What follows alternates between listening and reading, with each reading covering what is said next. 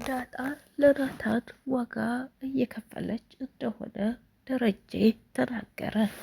ዳጣና ናታን ዋጋ ከፍለው ፍቅራቸውን ለማጻጻም እየሞከሩ ነው አላት ለማርታ። ማርታ ናታን በፍጹም ዳጣን አያገባትም። ዳጣ እኮ ዱርዬ ናት። በዛ ላይ ጎዳና ያደገች ልጅ ናት። ለናታን አትገባውም። ለናታን የምትገባው ኤቢ ናት። ኤቢ በጣም ቆንጆ እኮ ናት። በዛ ላይ ምርጥ ሴትና ጥሩ ልጅ ናት።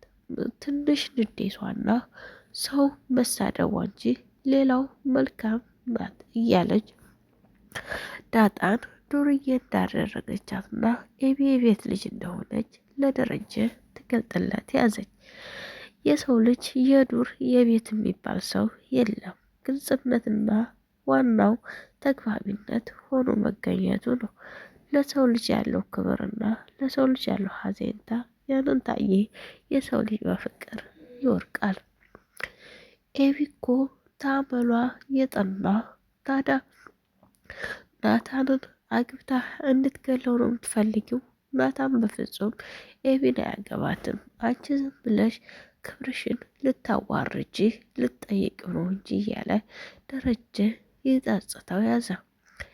ናታን ይሄን ሁሉ ነገር እያደረገ እስኪ ተይ እባክሽ፣ እሱ አይኑ ኤቢ ላይ ሳይሆን ዳጣ ላይ ብቻ ነው ቢላትም ማርታ ልትሰማ አልቻለችም። ሰላምና ደረጀ ተጣሉ። ልጄ ያለችበትና የት እንዳለች የት ቦታ እንዳለች ካልነገርከኝ ለማርታ እናገራለሁ ብላ አስፈራርተው ነበር። ስለዛ አሁን ላወራሽ እፈልጋለሁ አላት። እሷ ስለምንድን ነው የምታወራኝ? እባክህ ጋሼ ተዚህ ሂድልኝ፣ ምንም እንድታወራኝ አልፈልግም። ስለ ናታንና ስለ ዳጣ ምንም የማውቀው ታሪክ የለኝም ያለች። ደረጀም በጣም ተናደደና ከሰላም ስር ሄደላት። ሰላምም ለብቻዋ ሆና ደረጀን አልለቀውም፣ አሁንስ ለማርቲ ተናግሬ የሆነ ይሆናል፣ እሱ ልጄ ያለችበት ቦታ ካልተናገረ እያለች ትዝት ያዘችው።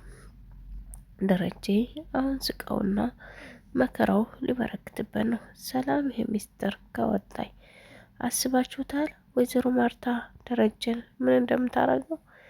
እኔ ባላስበው እንኳ ከባድ ስጦታ ነው የምትሰጠው። ናታንና ዳጣ ፍቅራቸውን እየቀጩ ጎዳና ለጎዳና እየተዝናኑ ባሉበት ሰዓት ኤቢ ድንገት ተከስታ ሰደበቻቸው።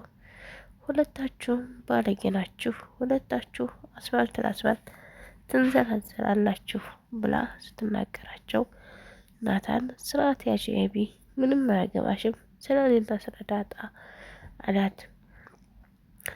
ኤቢም ለአባቴ ባልናገር ታያለክ አለችው። ሂጂ ተናገሪ፣ አባትሽን አልፈራውም፣ ምን አገባው ስለ እኔ ህይወት ምንም አያገባውም ሲል ጠየቃት።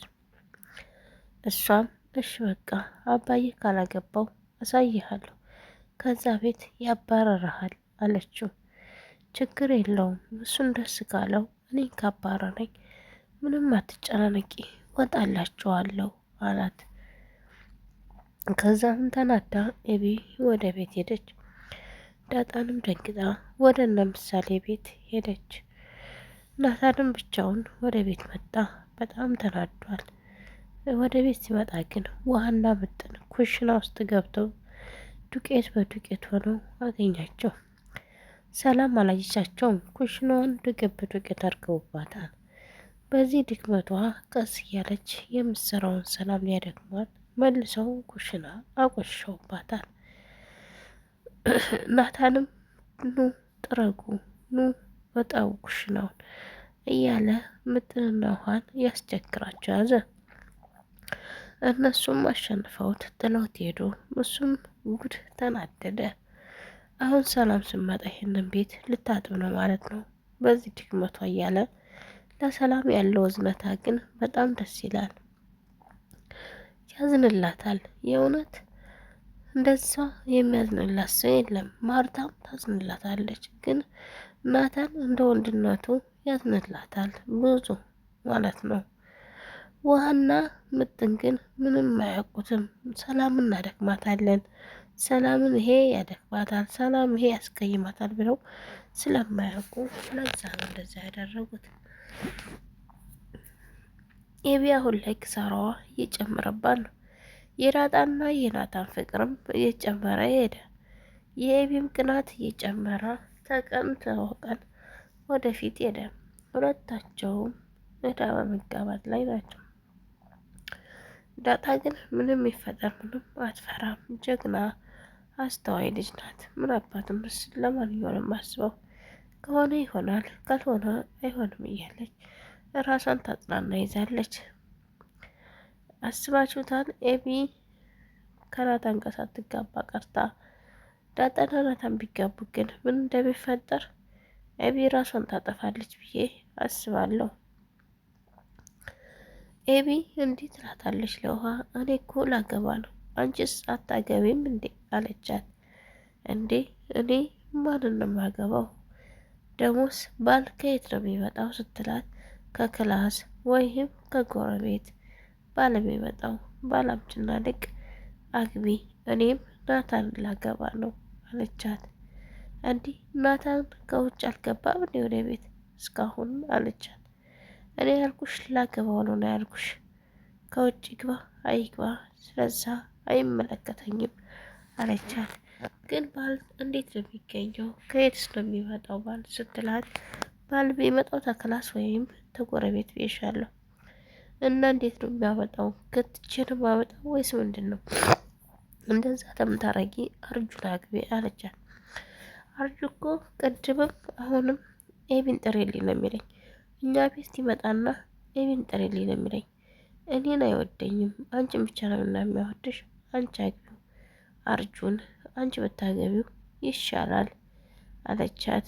ከዛ እሷም ተናደደች። እንደዚህ ማናበሽ በኛለሽ? እኔ ያልኩሽ አግቢ፣ ስለ ራስሽ እንጂ ያወራሁሽ ስለ እኔ እንድታወሪ መቼ ጠየቅኩሽ ብላ ትመታታለች። ቪዲዮ ላይክ፣ ሸር፣ ሰብስክራይብ አድርጉ ቤተሰብ።